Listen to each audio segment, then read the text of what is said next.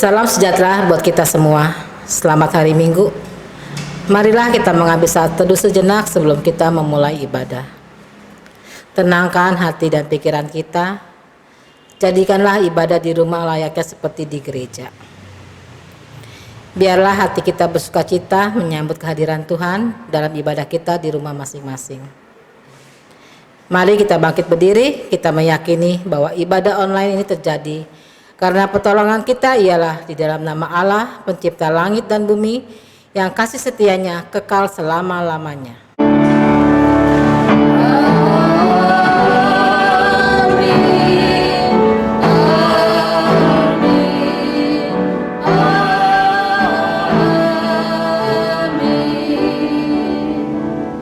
Kasih karunia Tuhan Yesus Kristus menyertai saudara. Hari ini kita memasuki minggu pertama di bulan Oktober. Tradisi kita dalam minggu ini merayakan perjamuan kudus sedunia. Kita menghayati bahwa setiap orang yang percaya kepada Kristus di segala tempat di dunia dan sepanjang waktu merupakan tubuh Kristus. Kita satu keluarga di dalam Kristus. Minggu ini juga kita sebagai sebuah jemaat merayakan bulan keluarga. Oleh karena itu, kebaktian hari ini merupakan pembukaan bulan keluarga. Memang benar, kita tidak bisa berkumpul dalam gereja kita. Kita merayakannya di rumah kita masing-masing. Pakailah kesempatan ini untuk kita membangun altar keluarga, ibadah di dalam keluarga. Kita menghayati tema khotbah hari ini, keluarga adalah kebun anggurnya. Melalui tema ini, marilah kita merawat keluarga kita seperti merawat kebun anggur. Tanpa perawatan yang baik, tidak mungkin kebun anggur menghasilkan anggur yang berkualitas. Tanpa merawat keluarga dengan baik, tidak mungkin keluarga kita menjadi keluarga yang bahagia dan menjadi berkat. Umat Tuhan, marilah kita menyanyikan pujian dari PKJ 288, bait 1, 3, dan 4. Inilah rumah kami.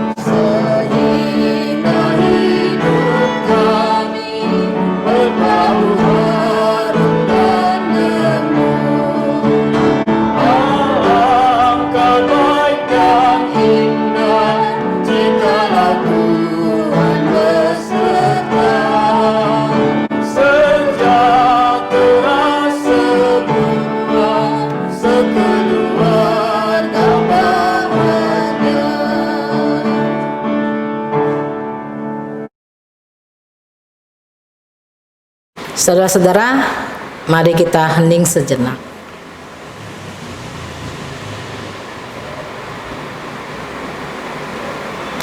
Tuhan menempatkan kita masing-masing dalam sebuah keluarga.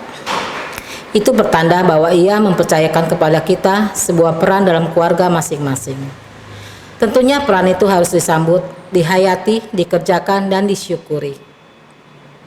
Dalam keluarga lah kita dibentuk, dididik, diajar, dan saling menyayangi. Namun ada kalanya kita mengabaikan. Kita enggan mengambil tanggung jawab. Kita hanya mau dilayani, diperhatikan. Cinta diwujudkan dalam bentuk tuntutan. Kita menuntut pasangan kita, anak kita, orang tua kita, dan saudara kita untuk mengerti dan melayani kita. Pantaslah dengan cara demikian keluarga kita jauh dari damai sejahtera. Marilah pada saat ini masing-masing kita mengaku dosa kita di hadapannya. Saudara-saudara diberi kesempatan untuk mengaku dosa-dosanya secara pribadi. Ungkapkanlah pengakuan dosa kita dengan tulus dan jujur. Karena di hadapan Tuhan tidak ada yang dapat disembunyikan. Mari kita berdoa.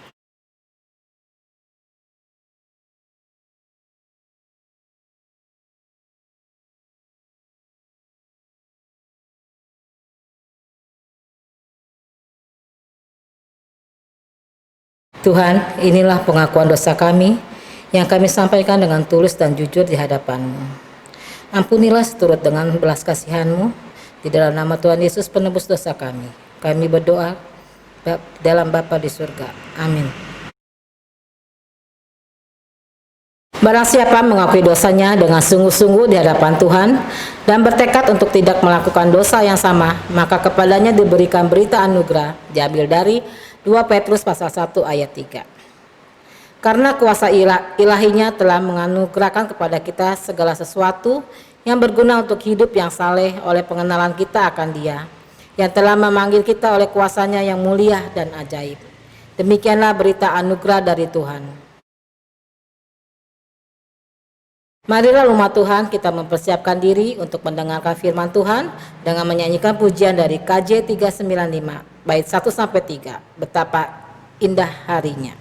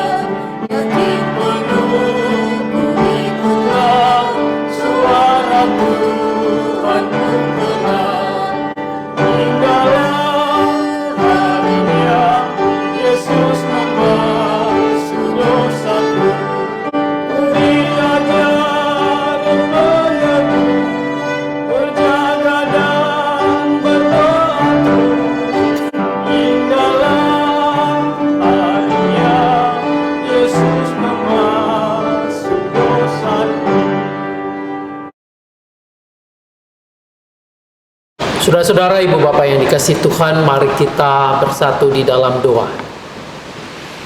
Tuhan Bapa Surgawi, kami bersyukur, kami percaya kami ada seperti sekarang ini. Engkau yang memberkati. Kau yang memberikan kepada setiap kami sebuah keluarga, di mana kami di dalamnya hadir, bertumbuh bersama, menikmati kehidupan ini.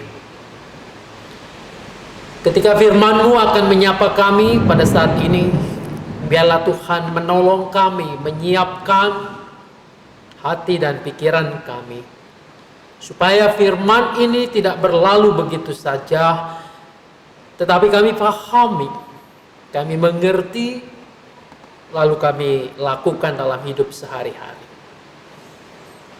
Anak-anak-Mu yang Kau percayakan membaca bagian demi bagian firman Tuhan, biarlah Tuhan yang menolongnya. Kami akan menanggapinya dengan mendaraskan Mazmur, Tuhan juga yang menuntun kami menghayati itu. Demikian pula hamba-Mu yang Kau telah percayakan untuk menguraikan firman ini dalam bentuk khotbah. Pakailah lidah bibir hamba-Mu ini, supaya ia dapat menyatakan kehendak-Mu bagi kami kini dan di sini. Berbicaralah Bapa di surga, sebab kami anak-anak-Mu telah siap untuk mendengarkannya. Dalam nama Tuhan kami Yesus Kristus, kami berdoa kepada Bapa di surga. Amin. Bacaan pertama diambil dari Yesaya pasal 5 ayat 1 sampai dengan 7. Aku hendak menyanyikan nyanyian tentang kekasihku, nyanyian kekasihku tentang kebun anggurnya.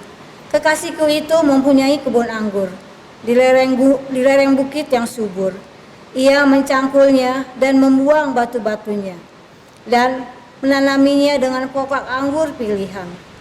Ia mendirikan sebuah menara jaga di tengah-tengahnya dan menggali lubang tempat pemeras anggur. Lalu dinantinya supaya kebun anggur itu menghasilkan buah anggur yang baik. Tetapi yang dihasilkannya ialah buah anggur yang asam. Maka sekarang, hai penduduk Yerusalem dan orang Yehuda, adililah antara aku dan kebun anggurku itu. Apatah lagi yang harus diperbuat untuk kebun anggurku itu, yang belum kuperbuat kepadanya? Aku menanti supaya dihasilkan buah anggur yang baik. Mengapa yang dihasilkannya hanya buah anggur yang asam? Maka sekarang aku mau memberitahukan kepadamu apa yang hendak kulakukan kepada kebun anggurku itu. Aku akan menebang pagar durinya, sehingga kebun itu dimakan habis dan melanda temboknya, sehingga kebun itu diinjak-injak.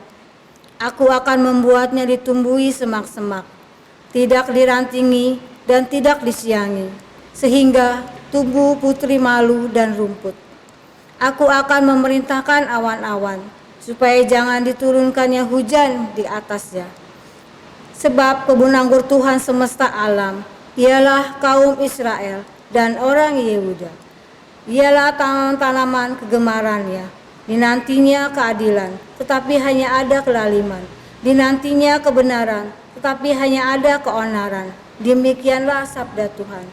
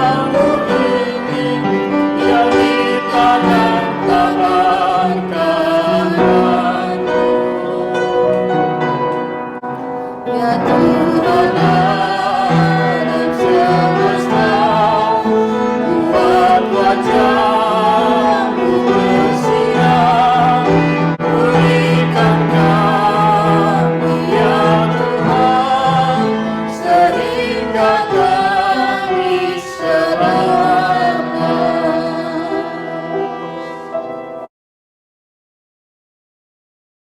Bacaan kedua diambil dari Filipi 3 ayatnya yang keempat sampai ke-14.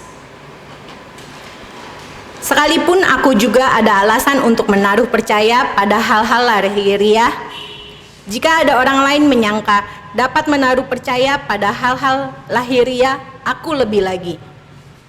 Disunat pada hari ke-8 dari bangsa Israel, dari suku Benyamin, orang Ibrani asli. Tentang pendirian terhadap hukum Taurat, aku orang Farisi. Tentang kegiatan aku, penganiaya jemaat. Tentang kebenaran dalam mentaati hukum Taurat, aku tidak bercacat. Tetapi apa yang dahulu merupakan keuntungan bagiku, sekarang kuanggap rugi karena Kristus. Malahan segala sesuatu kuanggap rugi karena pengenalan akan Kristus Yesus Tuhanku lebih mulia daripada semuanya. Oleh karena Dialah aku telah melepaskan semuanya itu dan menganggapnya sampah, supaya aku memperoleh Kristus dan berada dalam Dia, bukan dengan kebenaranku sendiri karena mentaati hukum Taurat, melainkan dengan kebenaran karena kepercayaan kepada Kristus, yaitu kebenaran yang Allah anugerahkan berdasarkan kepercayaan. Yang kukehendaki ialah mengenal Dia dan kuasa kebangkitannya dan persekutuan dalam penderitaannya, di mana aku menjadi serupa dengan Dia dalam kematiannya, supaya aku akhirnya beroleh kebangkitan dari antara orang mati. Bukan seolah-olah aku telah memperoleh hal ini atau telah sempurna, melainkan aku mengejarnya. Kalau-kalau aku dapat juga menangkapnya, karena aku pun telah ditangkap oleh Kristus Yesus. Saudara-saudara, aku sendiri tidak menganggap bahwa aku telah menangkapnya. Tetapi ini yang kulakukan. Aku melupakan apa yang telah di belakangku dan mengarahkan diri kepada apa yang di hadapanku, dan berlari-lari kepada tujuan untuk memperoleh hadiah, yaitu panggilan surgawi dari Allah dalam Kristus Yesus. Demikianlah sabda Tuhan.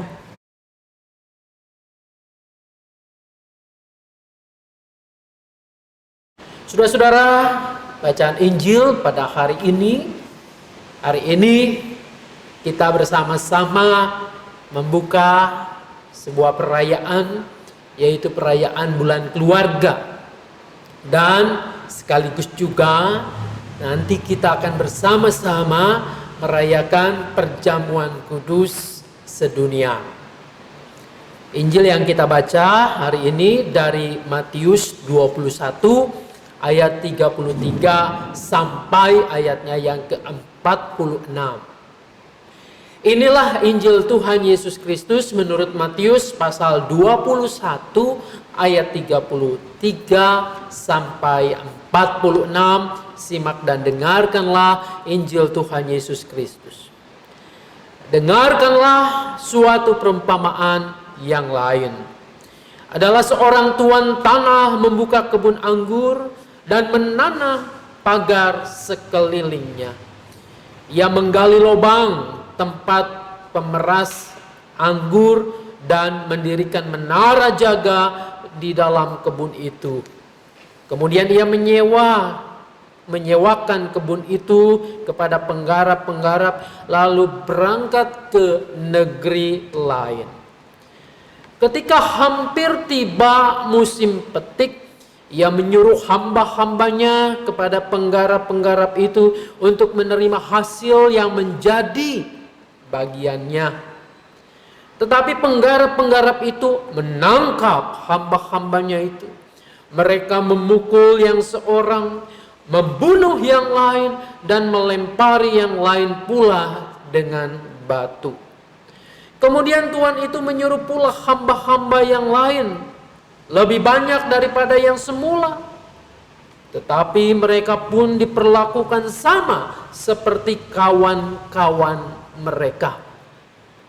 Akhirnya ia menyuruh anaknya kepada mereka, katanya, "Anakku akan mereka segani." Tetapi ketika penggarap-penggarap itu melihat anaknya itu, mereka berkata seorang kepada yang lain, "Ia adalah ahli waris.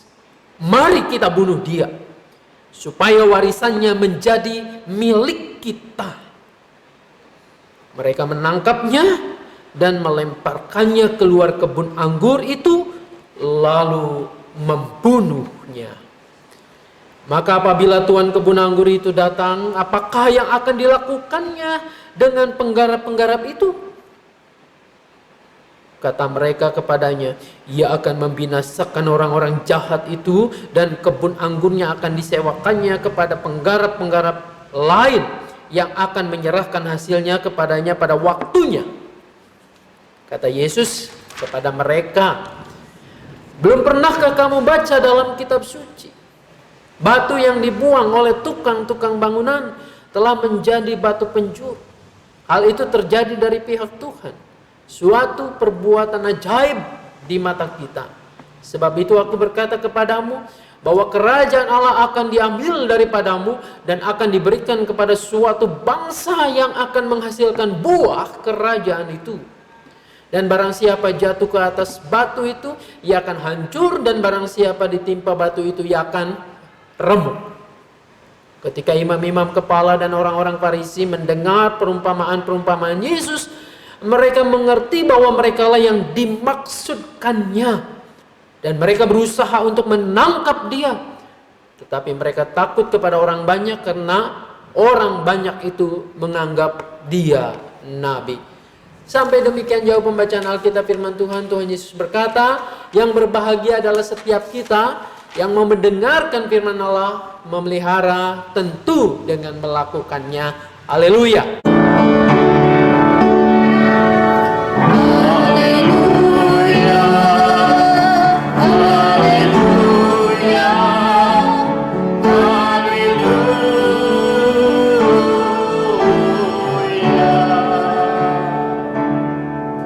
Selamat siang, selamat pagi Ibu Bapak yang dikasihi Tuhan. Salam sejahtera untuk kita semua, untuk keluarga Anda, di rumah Anda masing-masing.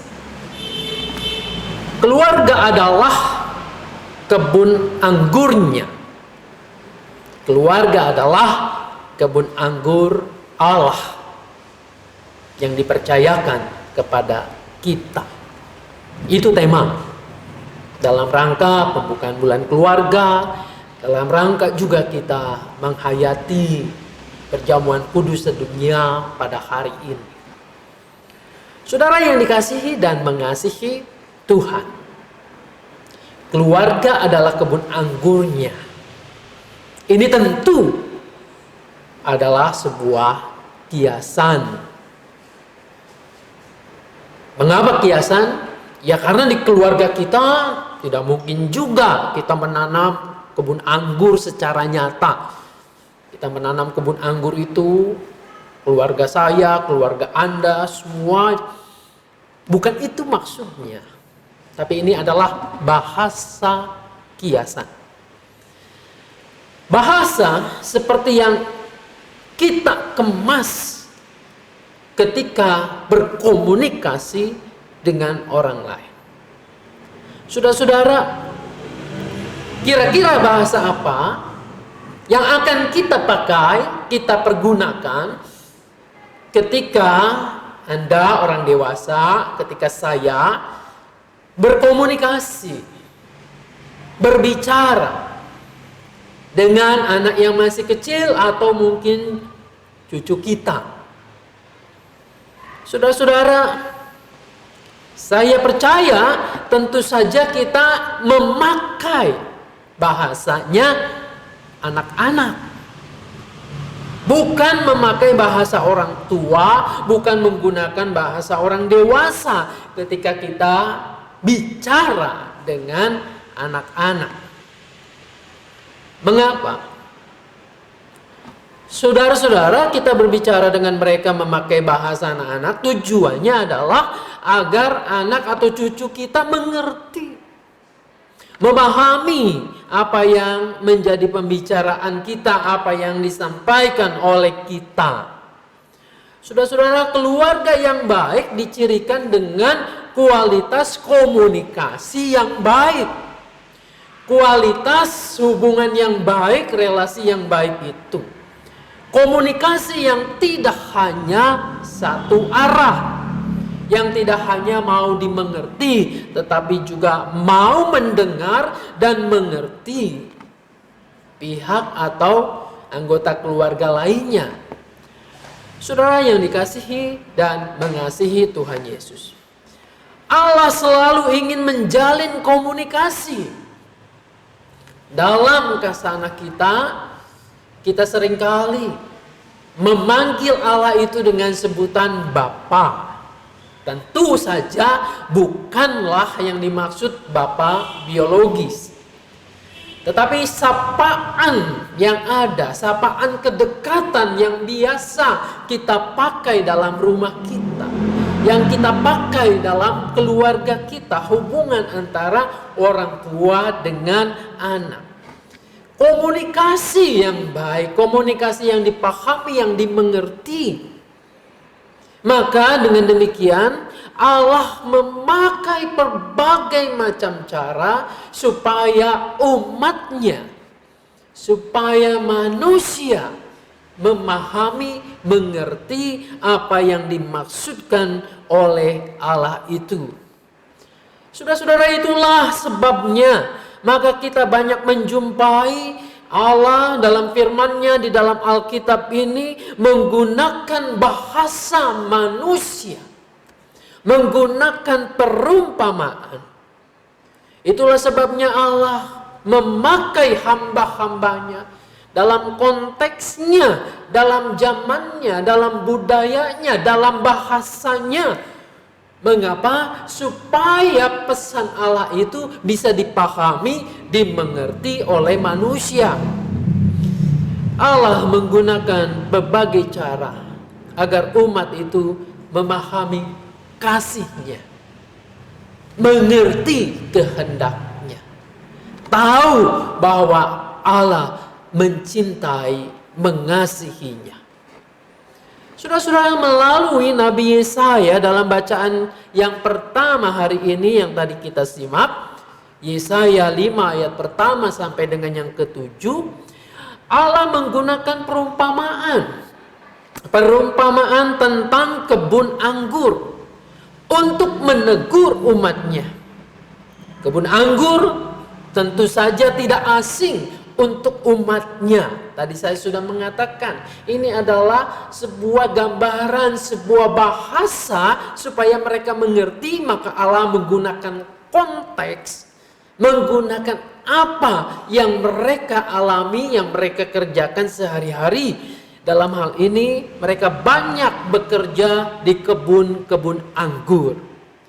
Saudara-saudara, benar, sebagian dari mereka tentu saja bukan pemilik kebun anggur itu, melainkan sebagai penggarap atau penyewa kebun anggur. Orang-orang yang diupah untuk bekerja di kebun anggur. Dengan menggunakan perumpamaan tentang kebun anggur ini, mestinya mereka sangat memahami. Saudara-saudara, ini buktinya ketika Yesus juga menggunakan perumpamaan kebun anggur itu, maka di akhir perumpamaan orang-orang Yahudi yang dimaksudkan Yesus, maka mereka tahu merekalah yang dimaksud oleh Yesus. Zaman Yesaya juga begitu. Mereka tahu dan mengerti.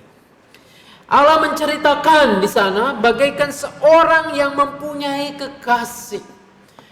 Kekasihnya itu mempunyai kebun anggur. Kebun anggur itu dipersiapkannya sedemikian rupa dengan sebaik-baiknya. Diolah, dikelola, dipersiapkan, lalu digarap dan dijagai. Ada pagar, ada menara penjaga dan seterusnya. Sepertinya yang empunya kebun anggur itu telah melakukan segala yang baik melakukan dengan optimal, dengan maksimal. Dan tentu saja harapannya adalah bahwa nantinya kebun anggur ini akan menghasilkan buah, menghasilkan anggur yang berkualitas, anggur yang baik, anggur yang manis, anggur yang besar, anggur yang melimpah. Tentu saja bagi setiap petani akan menjadi impiannya seperti itu. Ketika menyiapkan ladang, menyiapkan sawah, menyiapkan lahan pertanian, maka di ujungnya nanti ia punya harapan akan memetik hasil panen yang berkualitas, yang baik. Saudara-saudara, alih-alih menghasilkan buah yang berkualitas, kebun anggur itu ternyata dalam gambaran kitab Nabi Yesaya pasal 5 ini ternyata menghasilkan buah yang buruk.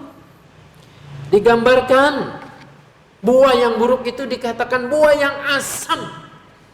Saudara-saudara, buah yang asam.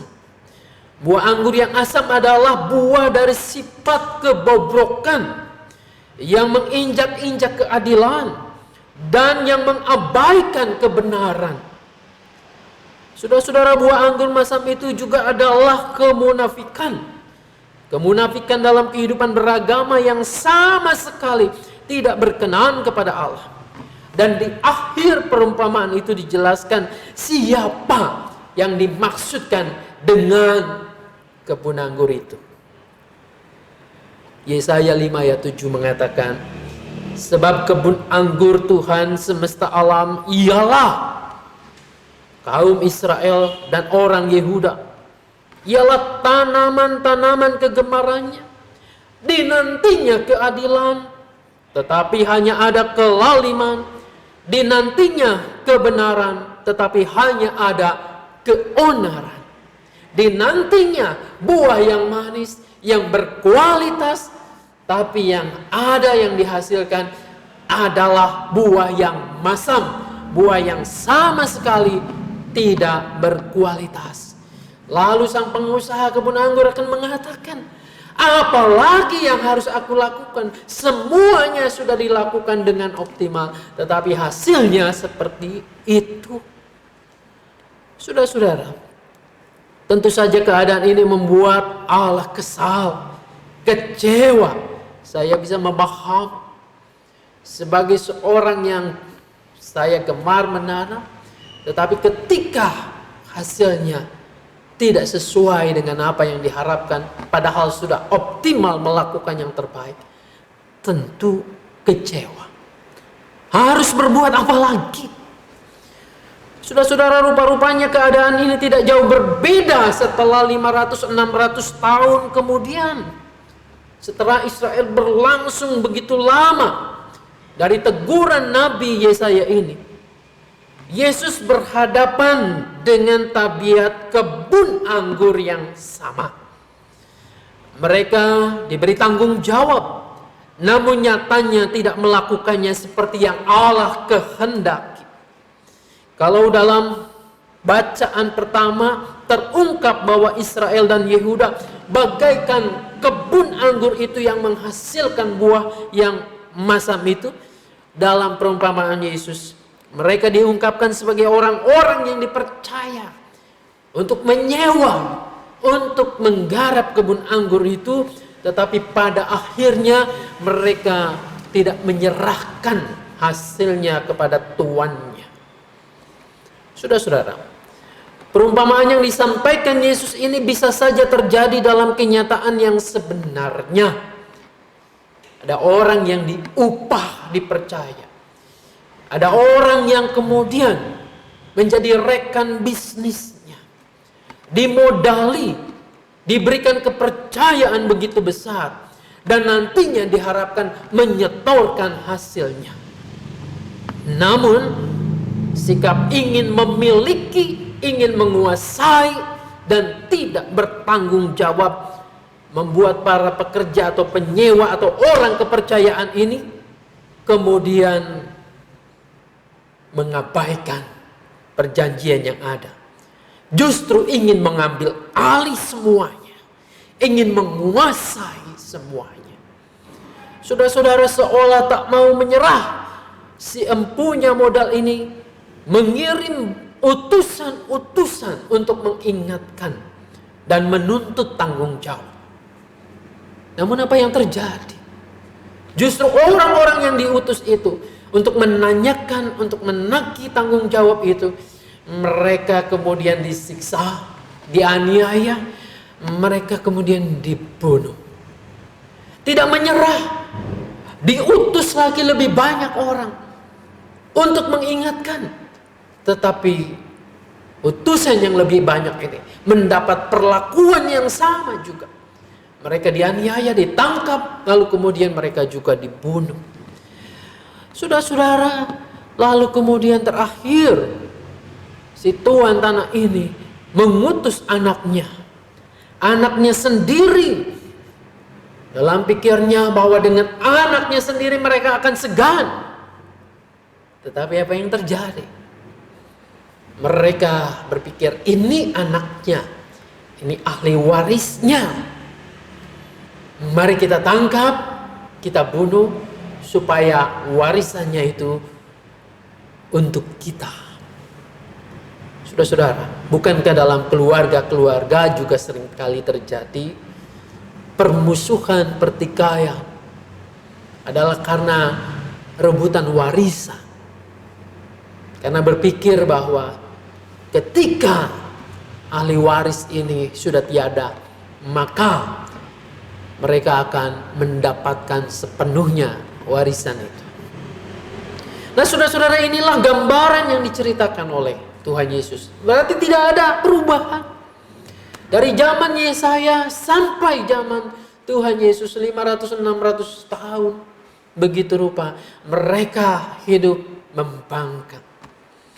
Tampaknya semua cara tidak dapat menembus kekerasan dan kebebalan hati mereka terhadap kebenaran, terhadap teguran dari Allah. Mereka merasa diri sedang menjaga dan melakukan kebenaran dan tidak perlu menanggapi apa yang diminta oleh tuan tanah itu.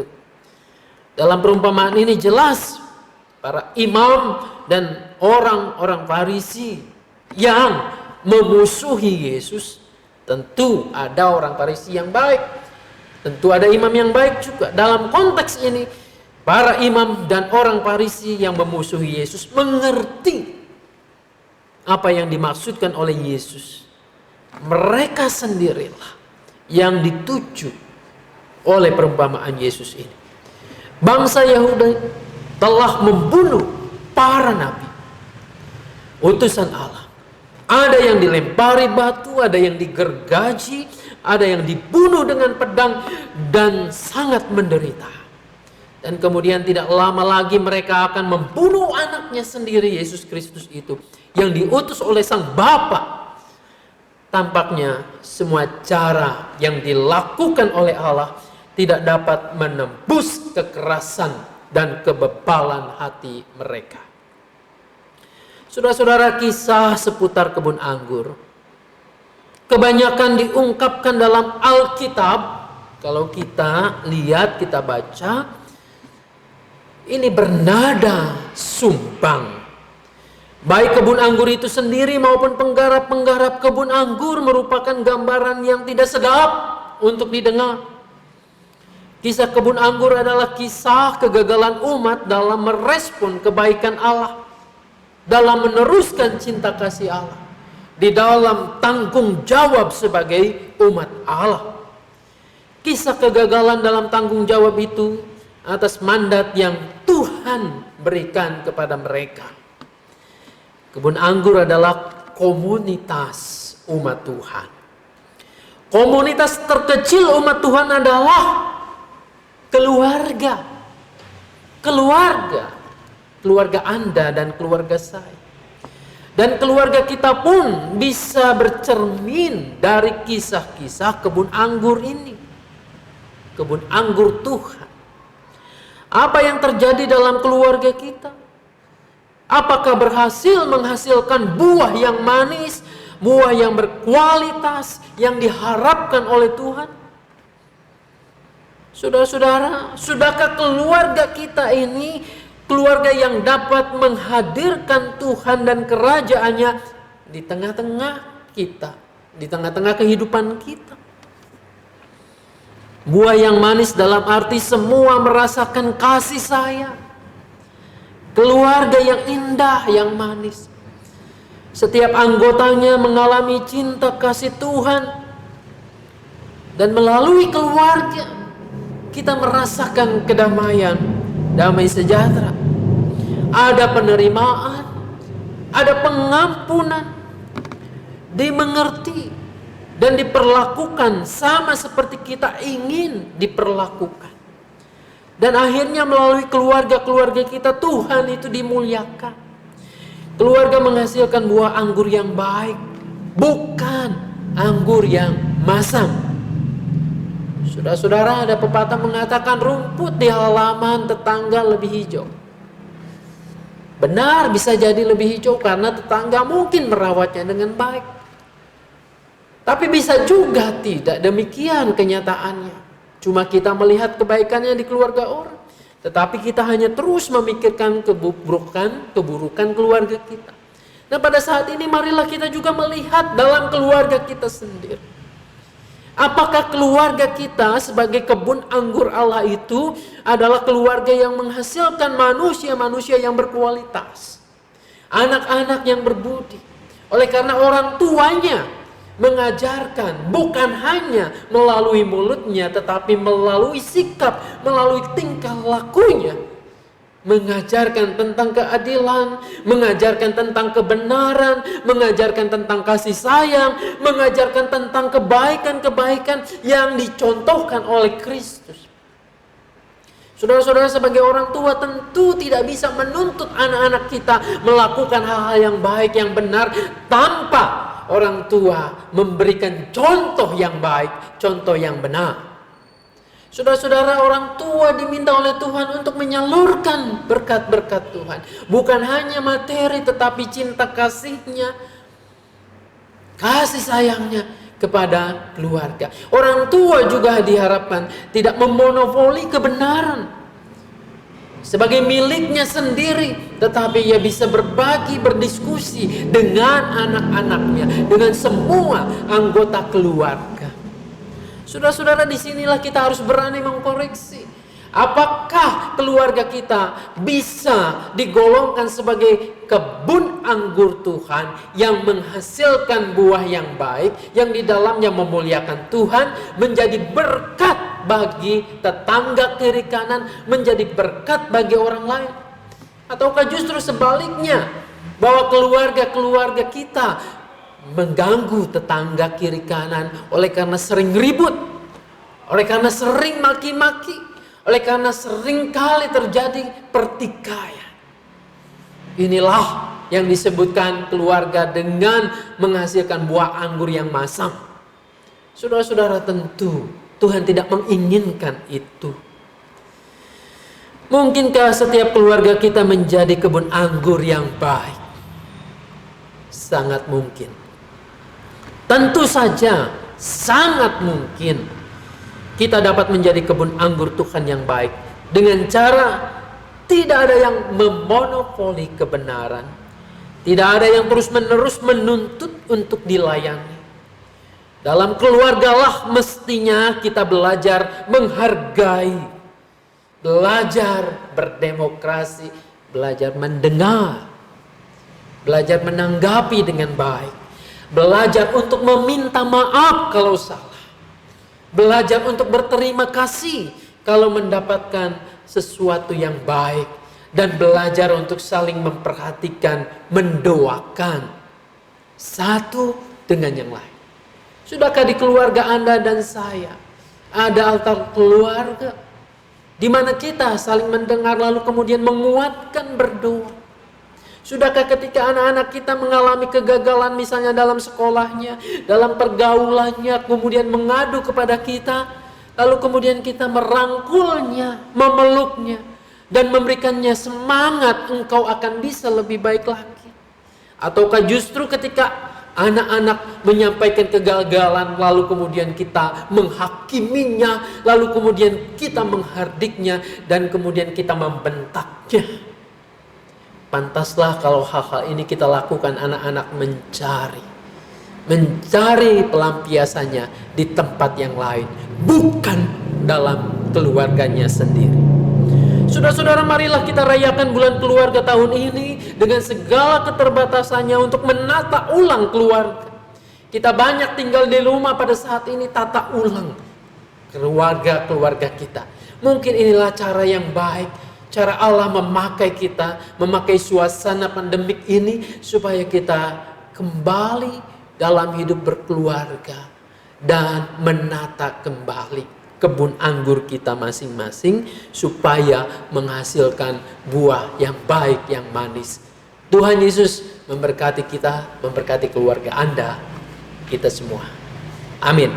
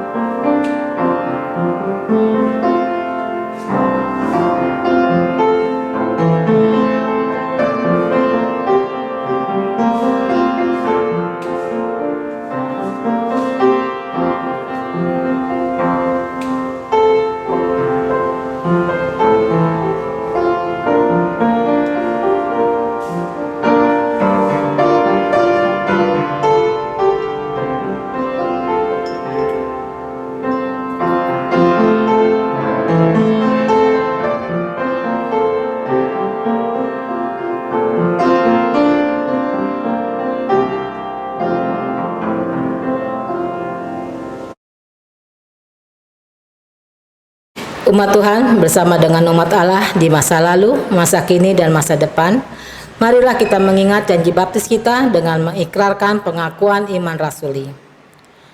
Aku percaya kepada Allah, Bapa yang Maha Kuasa, Khalik langit dan bumi, dan kepada Yesus Kristus, Anaknya yang tunggal Tuhan kita, yang dikandung daripada Roh Kudus, lahir dari anak darah Maria, yang menderita sengsara di bawah pemerintahan Pontius Pilatus, disalibkan, mati dan dikuburkan, turun dalam kerajaan maut. Pada hari yang ketiga, bangkit pula dari antara orang mati, naik ke sorga, duduk sebelah kanan Allah, Bapa yang Maha Kuasa, dan dari sana Ia akan datang untuk menghakimi orang yang hidup dan yang mati. Aku percaya kepada Roh Kudus, gereja yang kudus dan am, persekutuan orang kudus, pengampunan dosa, kebangkitan orang mati, dan hidup yang kekal. Amin. Saudara-saudara, mari kita berdoa. Terima kasih Bapa di dalam surga, Engkau telah memberikan kepercayaan buat keluarga-keluarga kami, untuk menghadirkan Engkau untuk menjadi keluarga seperti kebun anggur yang manis. Tuhan menolong kami semua untuk dapat melakukannya. Demikian pula pada saat ini ketika kami mestinya merayakan perjamuan kudus sedunia di gereja masing-masing, tetapi pada saat ini kami akan merayakannya di rumah. Tuhan tolong dalam segala sesuatu keterbatasan kami, biarlah tangan Tuhan senantiasa bekerja. Kami sebagai umat-Mu di seluruh dunia pada saat ini, biarlah juga Engkau tolong untuk sehati, sepikir, supaya kami mengerjakan apa yang Engkau inginkan, Engkau kehendaki, menjadi berkat bagi dunia ini. Pimpin dan sertai anak-anak-Mu ya Bapa, yang Engkau beri tanggung jawab peran untuk menghadirkan kedamaian, untuk menjadi pemimpin, untuk menjadi ahli, untuk menjadi peneliti, untuk menjadi medis dan orang-orang yang dipercayakan menjadi ilmuwan, kedokteran dan seterusnya, supaya Engkau juga berkarya melalui mereka untuk dapat mengatasi wabah yang melanda dunia ini, yaitu COVID-19. Tuhan tolong gereja-gereja-Mu juga. Dan pada saat ini khususnya GKI Mangga Besar, di mana kami akan memulai merayakan bulan keluarga sepanjang bulan Oktober ini. Tuhan yang menyertai, supaya kami terus-menerus membenahi keluarga-keluarga kami dengan sebaik-baiknya. Kami mengingat teman dan saudara-saudara kami di dalam segala pergumulan kesulitan kehidupan mereka, kehidupan kami. Tuhan yang menolong, Tuhan yang memulihkan yang sakit, Tuhan menguatkan setiap anggota-anggota gerejamu yang pada saat ini mengalami usia lanjut dan dengan kelemahan-kelemahan tubuhnya. Kami juga percayakan pergumulan kami dalam keuangan, dalam relasi keluarga kami. Biarlah Tuhan berkenan memberkati anak-anak kami dalam segala keterbatasannya untuk terus melanjutkan studi sekolah mereka. Tuhan kiranya berkenan memberkati. Tuhan, tiliklah keluarga kami masing-masing, di rumah kami masing-masing dengan berbagai pergumulannya. Kiranya Bapa di surga berkenan menguatkan, menolong, memampukan kami untuk mengatasi segala persoalan ini. Kami percayakan doa-doa kami di dalam nama Tuhan kami Yesus Kristus. Amin. Marilah kita menyiapkan persembahan kita. Firman Tuhan dalam 1 Korintus pasal 2 ayat 12 mengatakan, kita tidak menerima roh dunia, tetapi roh yang berasal dari Allah, supaya kita tahu apa yang dikaruniakan Allah kepada kita. Berdasarkan firman Tuhan melalui Rasul Paulus ini, marilah kita memberikan persembahan. Apa yang kita berikan sesungguhnya berasal dari Allah. Oleh karena itu, marilah kita memberikannya dengan ungkapan syukur. Penyerahan persembahan dapat dilakukan dengan cara transfer ke rekening BCA GKI Mangga Besar dengan nomor 68402999340, atau saudara dapat memasukkannya dalam amplop, disimpan dalam sebuah tempat, dan nanti setelah kita beribadah di gereja kita dapat menyerahkannya ke gereja. Untuk mengiringi persembahan, mari kita menyanyikan pujian dari KJ 363 bait 1 dan 2. Bagi Yesus kuserahkan.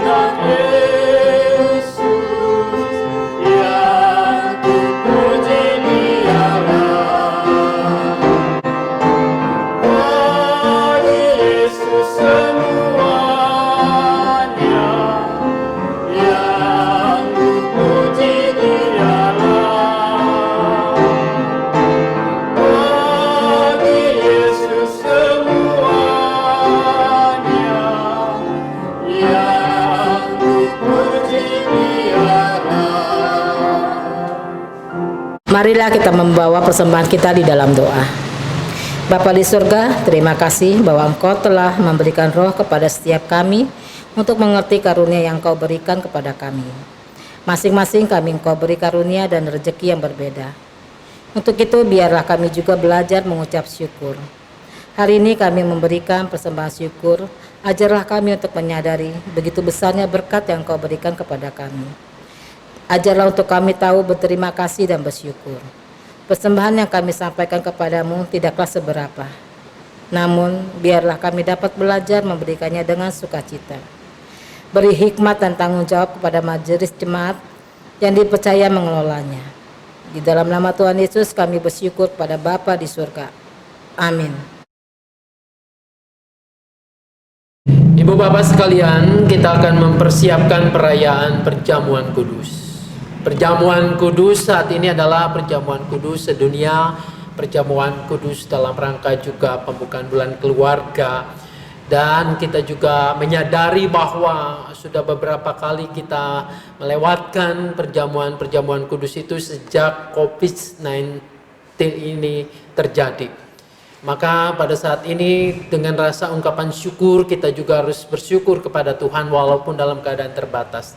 Saya berharap mudah-mudahan roti atau hosti dan air anggur yang sudah diedarkan, diberikan kepada ibu bapak sekalian, khususnya anggota GKI Mangga Besar sudah diterima dan pada saat ini sudah Anda siapkan bersama-sama.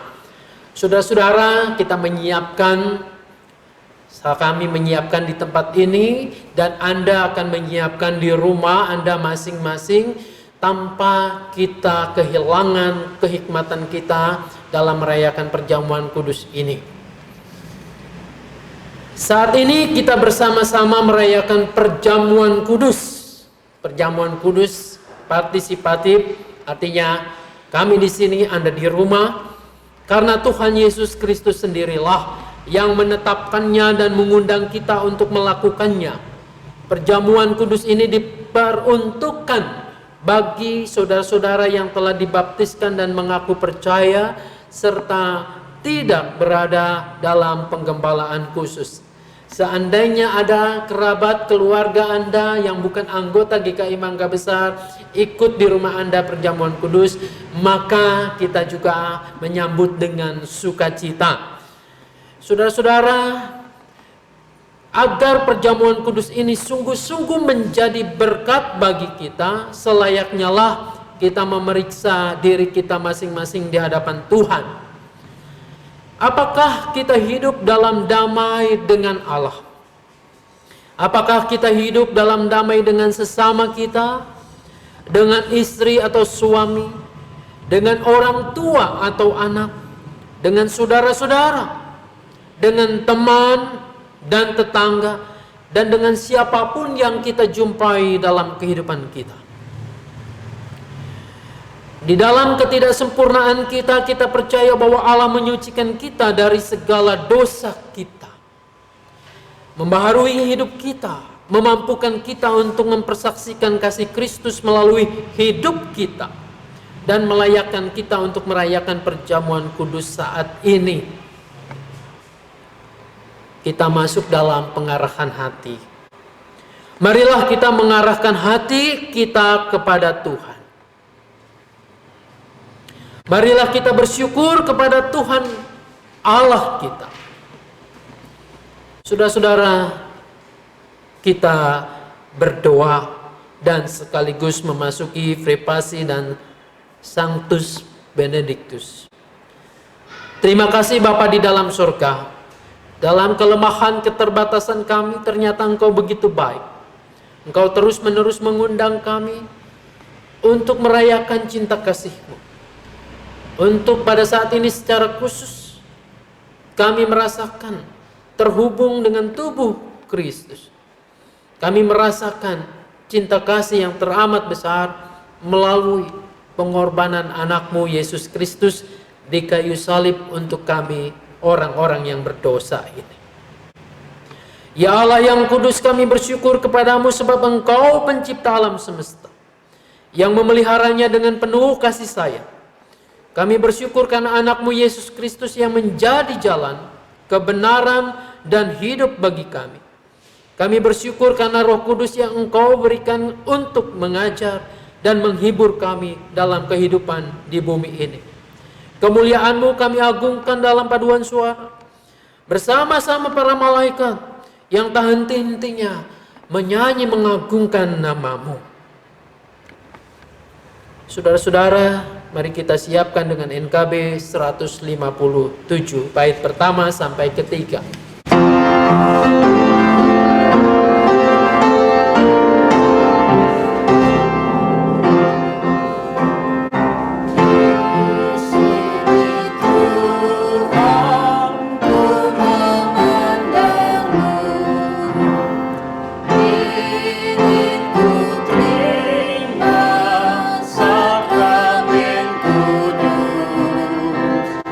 Ini pegangan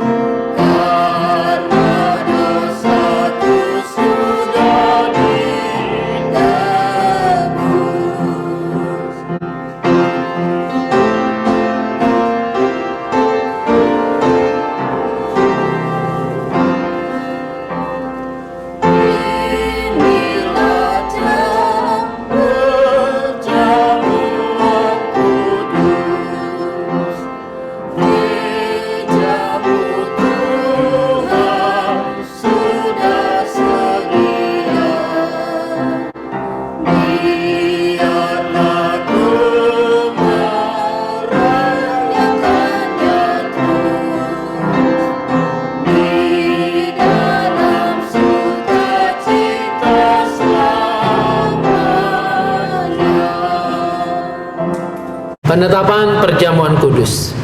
Kita bersyukur karena Bapa yang Maha Kudus senantiasa menyertai kita, dan Kristus mengundang kita untuk mengambil bagian dalam perjamuan kudus pada hari ini.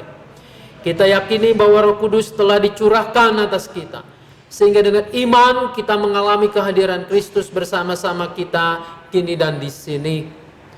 Kristus yang pada malam waktu ia diserahkan mengambil roti, dan sesudah itu ia mengucap syukur atasnya. Ia memecah-mecahkannya dan berkata, "Inilah tubuhku yang diserahkan bagi kamu. Perbuatlah ini menjadi peringatan akan aku." Kristus yang juga mengambil cawan sesudah makan, lalu berkata, "Cawan ini adalah perjanjian baru yang dimeteraikan oleh darahku. Perbuatlah ini setiap kali kamu meminumnya menjadi peringatan akan aku."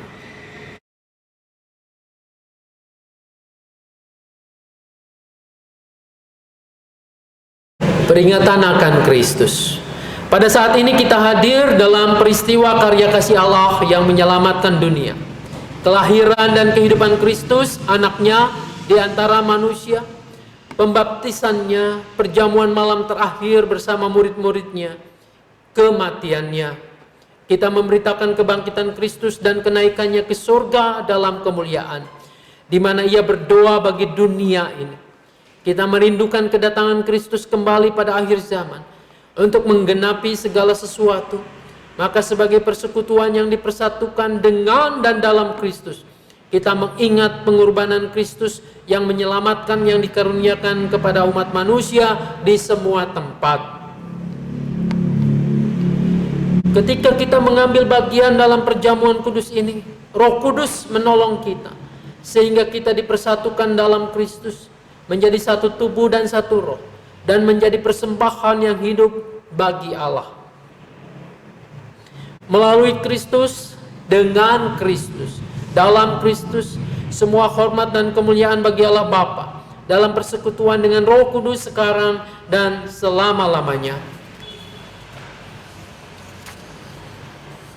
Saudara-saudara, marilah kita mendaraskan doa Bapa kami seperti yang Tuhan Yesus ajarkan kepada kita.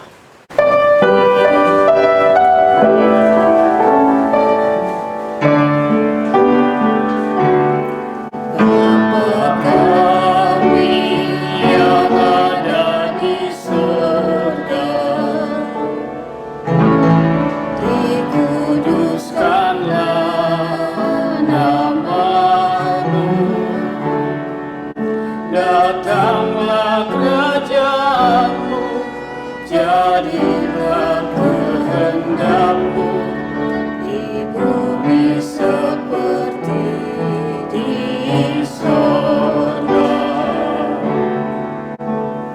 Beri kami hari ini makanan yang secukupnya. Ampuni salah kami seperti kami ampuni yang bersalah pada kami. Jangan bawa kami dalam pencobaan, melainkan lepaskan kami dari yang jahat. Sebab Kaulah yang punya kerajaan dan kuasa dan kemuliaan sampai selama-lamanya. Amin.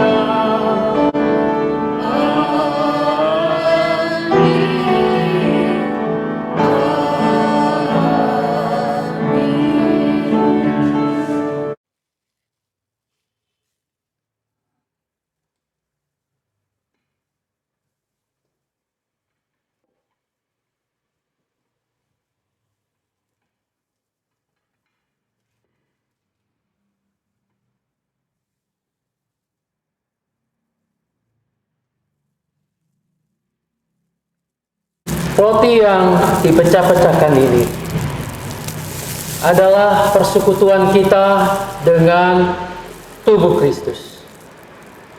Kita menyiapkan, kita mengambilnya.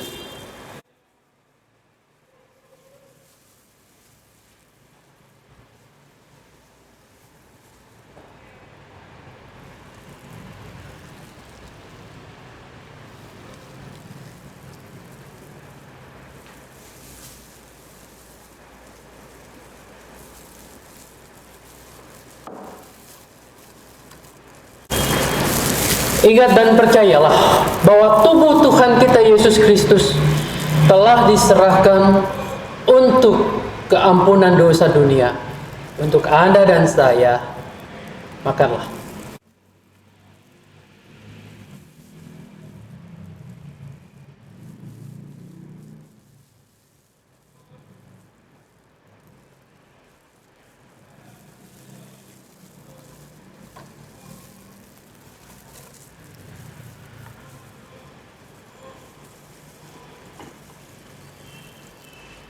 Cawan minuman syukur ini adalah persekutuan kita dengan darah Kristus. Kita menyiapkan, kita mengambilnya.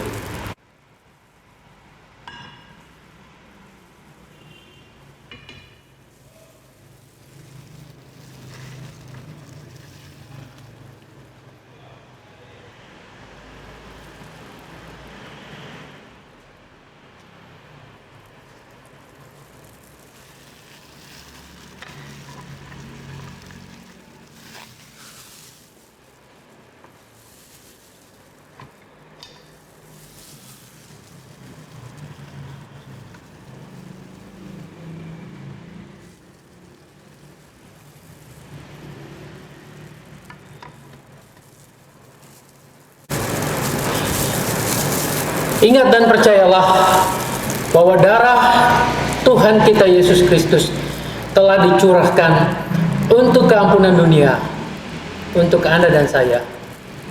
Minumlah.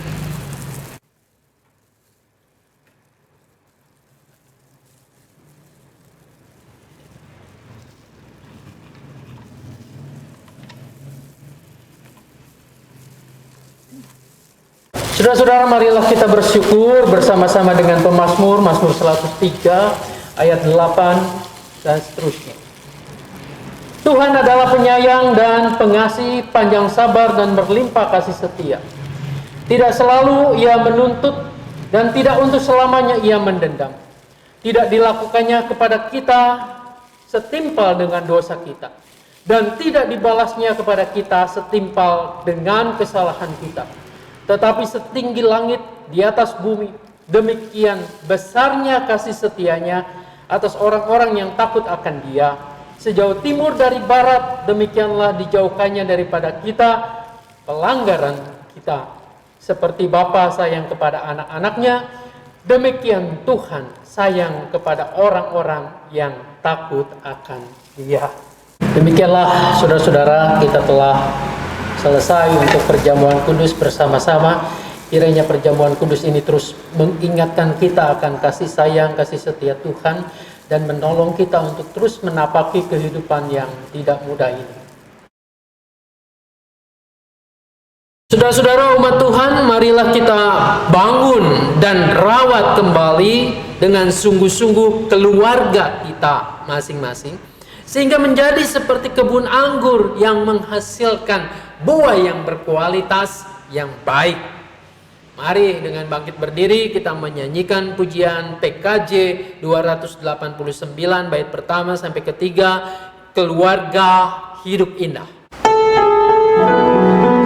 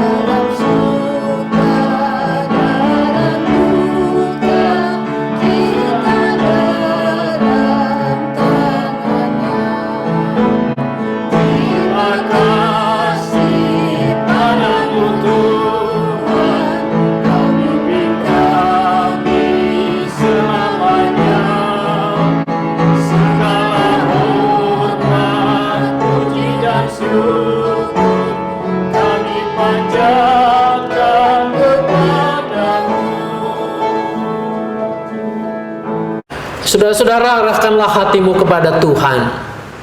Kembalilah dalam tugas dan tanggung jawab saudara untuk menjadi saksi-saksi Tuhan di sana, terutama dalam keluarga saudara, dan terimalah berkat Tuhan. Tuhan memberkati engkau dan melindungi engkau. Tuhan menyinari engkau dengan wajahnya dan memberi engkau kasih karunia. Tuhan menghadapkan wajahnya kepadamu dan memberi engkau damai sejahtera.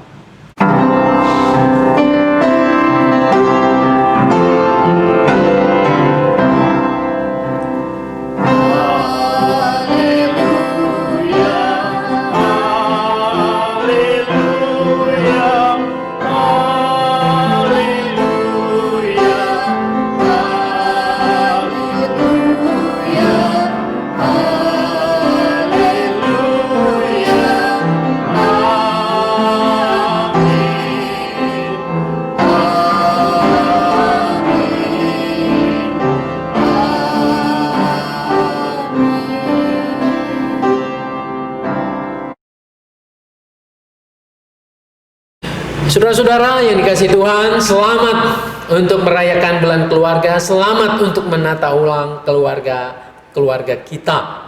Pada saat ini kita selesai perjamuan kudus sedunia, perjamuan kudus yang mengingatkan kita bahwa seluruh dunia menjadi keluarga besar kerajaan surga. Keluarga besar kerajaan surga itu harus tercermin di dunia ini, tercermin melalui kehidupan setiap keluarga anak-anak Tuhan. Acara-acara bulan keluarga nanti akan disampaikan melalui pemberitahuan di WA grup kita. Saudara-saudara, diingatkan kembali ada beberapa hal, misalnya adalah lomba untuk foto-foto keluarga kita. Masih banyak yang belum mengirimkan. Saya rasa ya, kalau kita bisa mengirimkannya di media-media sosial, di Facebook, di Twitter, di Instagram, saya kira saudara-saudara bisa juga mengirimkannya ke panitia supaya kita bisa melihat. Kami menginginkan keluarga-keluarga Anda, keluarga kita semua dalam keadaan yang baik, yang ceria, yang ditampilkan dalam foto-foto itu. Ingat, bukan hanya kita menampilkan keceriaan keluarga itu di foto saja, tapi biarlah sejatinya sehari-harinya keluarga kita seperti itu. Biarlah Tuhan menolong kita, dan saya selalu mengingatkan untuk kita menjaga diri, menjaga kesehatan kita. Tuhan Yesus memberkati kita. Amin.